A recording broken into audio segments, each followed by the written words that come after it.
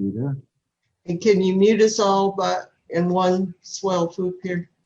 Well, actually, in this one, I do want people to participate.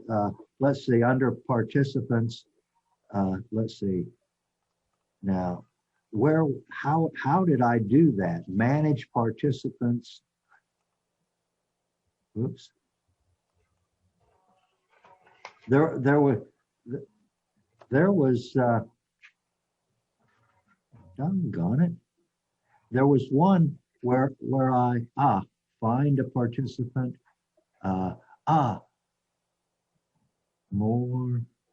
Let's see. Oh, it looks like I can. Let me see if I can. Mute.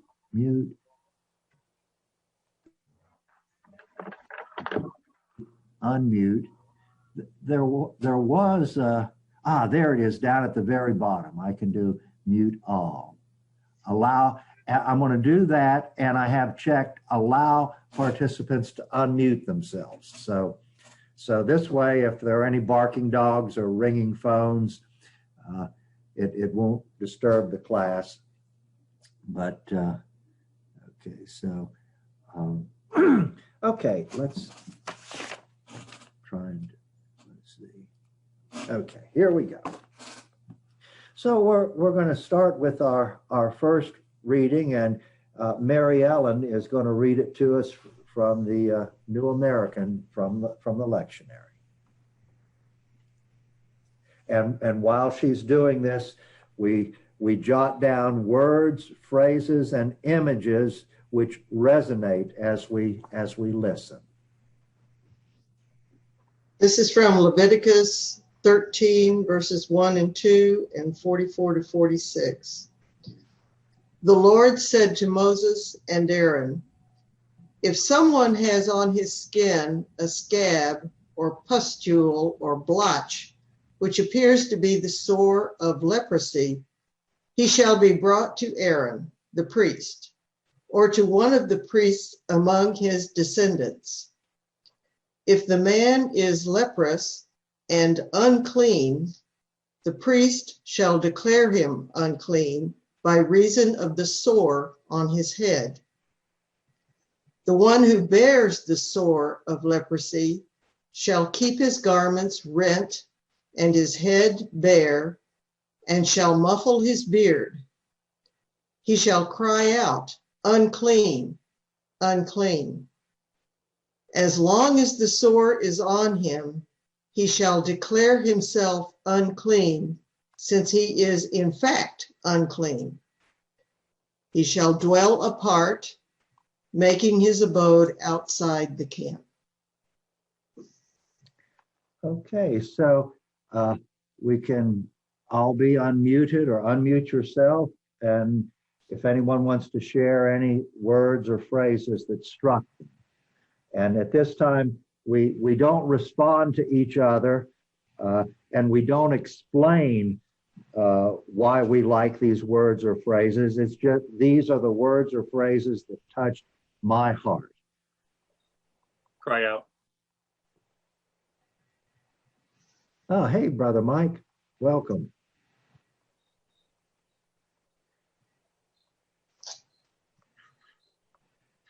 Unclean. Unclean, okay.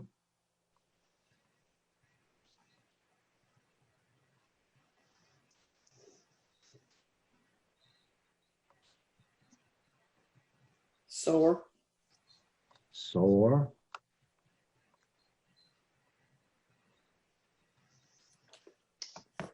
Dwell apart. Dwell apart.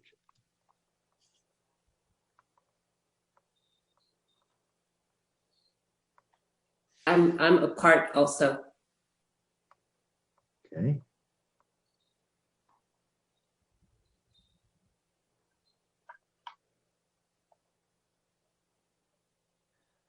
Okay, well, I'm gonna move on, and a little bit of biblical background. Leviticus is the third book in the Bible.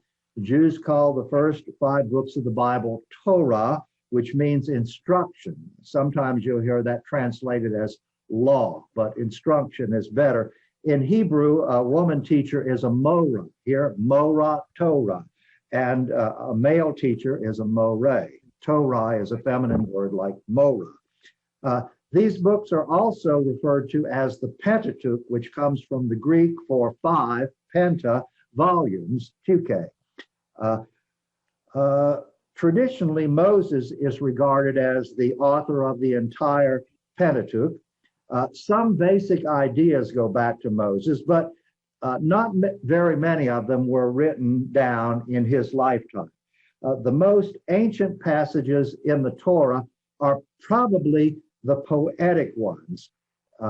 For instance, the Song of the Sea in Exodus 15. In oral cultures, before things are written down, what people remember is poetry. I still remember when I was an undergraduate, I did Gunga Din. You may talk a gin and deer when you're quartered safe out here and you're sent to penny fights and outer shot it.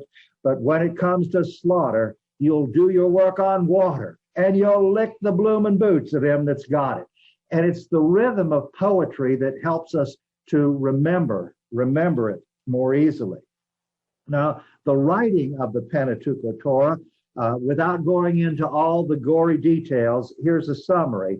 And for those who want more information, I give you the link in the footnote to the PBS Nova video, The Bible's Buried Secrets. Excellent, excellent. But briefly, in Old Testament times, Israelite tradition ascribed all law and instruction to Moses. The writing of the Torah, however, was done in stages beginning about 950 BC, which would be the time of David and Solomon.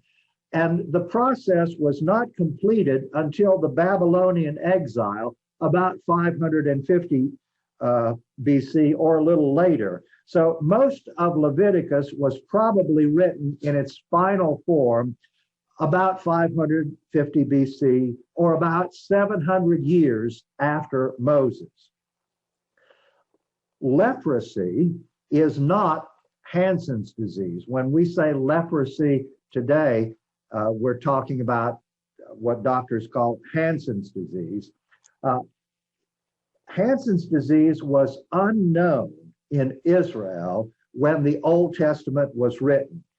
It is impossible that Elisha cured Naaman, the leper, air quotes, of Hansen's disease in the second book of Kings. Hansen's disease was brought to the Middle East by the troops of Alexander the Great on their way back from India. He died in 323 BC. So it was probably in the late 4th century BC that leprosy entered the Middle East. After Hansen's disease arrived, it was called by the old name. In Hebrew, it's sa'arat, skin disease, or scale disease. So in New Testament times, it is impossible to know if the lepers cured by Jesus had Hansen's disease, eczema, a bad case of acne, or something else. The liturgical background. It's chosen to go with today's gospel where Jesus heals a leper. And another option would have been Elisha's healing of Naaman in the 5th chapter of 2 Kings.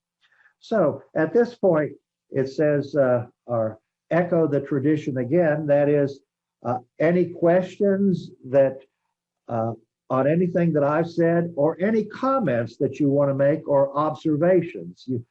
Y'all are allowed to study ahead also, and if I've left out anything that you think ought to be put in, feel free to jump in at this point.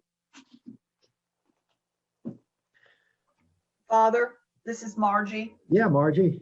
That explains why they even talk about going and separating yourself until it was cured, because if it was really Hansen's disease, it was incurable at that time. So I guess chicken pox, any of those things like that could have been considered what they were isolating them for. Okay, I hadn't thought of chicken pox, but yeah, uh, you're a nurse, right? Well, actually, I'm a clinical lab scientist. Okay, okay, but a professional, a medical professional, and Yeah, and there are lots of things out there even now that you look at somebody's skin and you say, "Ooh, I don't want to be near them." And back then, they didn't understand germs or anything, so that makes a lot more sense oh, for a lot of these texts. oh, right, and in the part of the book that we missed, the same word is used. You can have leprosy on cloth or on the walls of your house in chapter 13, and most likely that's mildew. But it's the same Hebrew word. Good, thank you. Thank you. Any other observations or questions?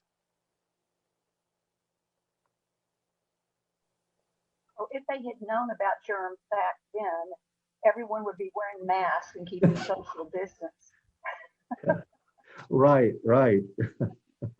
instead of just throwing them outside the gates of the city and making them shout, unclean, unclean. Hey, maybe we ought to do that. You don't have to wear a mask, but you have to say unclean, unclean when you go into Walmart or wherever, walking down the sidewalk, because we might be unclean. See? We might be, yeah. Okay. So you And the don't other have to wear a mask. You just have to say unclean to remind people to keep their social distance. That would work. Okay. Well, the other thing that really astounded me was that the book of Leviticus wasn't written in its final form until about 700 years after Moses. It's amazing that it stayed alive and was passed down and down and down and down so many times. Right. Well, actually, think of it this way. Before the Babylonian exile, the way that young priests learned how to check lepers, how they learned how to offer sacrifice was by watching dad and grandpa do it. That's so, but then what happens is, as one of my professors said, some idiot picked a fight with the Babylonians, and the only people who could offer sacrifice were now in a place where they couldn't offer it anymore. And so it was actually a great act of faith that one day we're going to get back to where sacrifice is legal. And they started writing down, well, this is the way you do it. You know, you cut the animal open and you put the guts over here and pour the blood over there, and you burn this part up to the Lord, and the rest gets to be barbecue for the assembly. And so they wrote down all the directions of how to do it, which you didn't need when Junior was watching Daddy and Grandpa do it. So it's probably very ancient tradition, even though it's put into writing quite late. But excellent point, yeah. The second reading, Pat Davis has volunteered to take us through that, and he's going to be reading from the NABRE, which it gets the RE means it's the revised edition. And the NAB, I'm going to go into this in just a minute, so I won't do it here, but it's a completely different translation. So go ahead and read it, but it hasn't made it to our lectionary yet. Go ahead and read that for us, Pat. Father Pat, before I begin, I just want to mention that verse 44 begins in the middle of a sentence. Do you want me to read 43 to get the whole sentence? Okay, why don't you go ahead and do that? All right, go back to verse 1. The Lord said to Moses and Aaron, when someone has on the skin a mark, lesion, or blotch, which appears to develop into a scaly infection, the person shall be brought to Aaron the priest, or to one of the priests among his sons. If the priest, upon examination, finds that the infection spot on the bald area on the crown or forehead has the same reddish white appearance as that of a scaly infection on the skin, the man has a scaly infection and is unclean. The priest shall declare him unclean. His infection is on his head. The garments of one afflicted with a scaly infection shall be rent, and the hair disheveled, and the mustache covered. The individual shall cry out, unclean, unclean. As long as the infection is present, the person shall be unclean. Being unclean, that individual shall dwell apart, taking up residence outside the camp. Okay, well, thank you for taking us through that. And I think everybody noticed that the newer translation does not use the word leprosy, but skin disease or whatever it was. Okay, so what is the good news for the original listeners when they heard this passage, and for us today, what is the good news in the passage?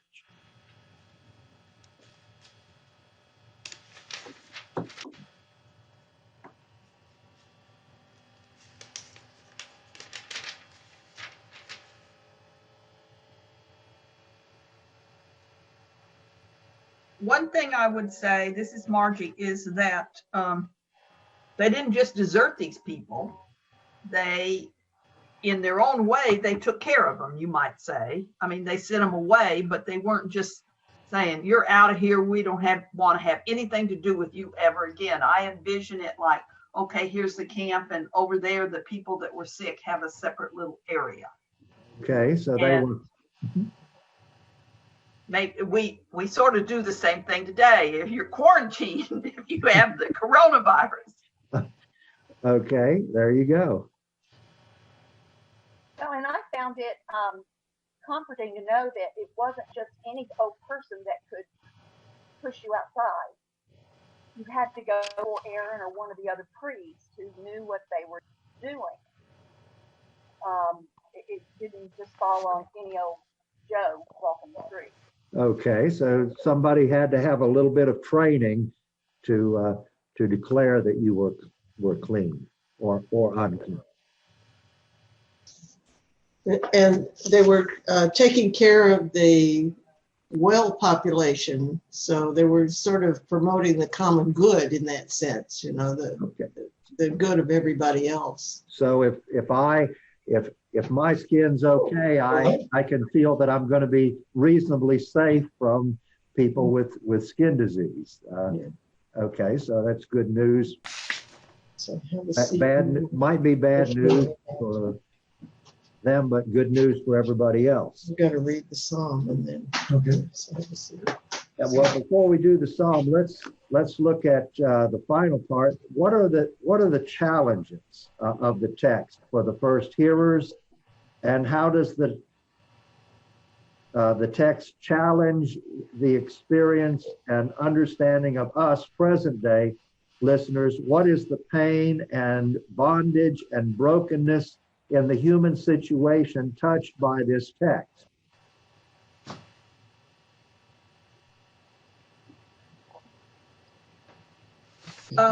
One thing I think of is not particularly now, but when the AIDS crisis and the Ebola crises came along, people were just absolutely terrified, and yet we still found ways to understand and take the people in that needed care and learn about what we should be afraid of and not afraid of. We didn't just, like I said before, we didn't just cast everybody out. Okay, so the challenge was to take care of those who are afflicted. Yes, that was the challenge. How do we do this? And thank heavens that we still meet that challenge. And, you know, I spent 8 years full time as a hospital chaplain. And I had time to reflect on the isolating experience that entering a hospital is. That, you leave your world where you have a job and a family, and you come in there and they take your regular clothes away and make you wear one of their stupid robes, and you're put in a room. Maybe it's a double room, but you're cut off, and there are visiting hours, and so people can't just come see you whenever. And then if you get really sick, you get into the intensive care. And so the more sick you are, the more isolated you are. I mean, and all this was just way before COVID. This is just the experience of being sick in industrialized society is an isolating experience. And it's one of the things like the chaplains learn is the rule. I thought my job was to go in there and pray with everybody.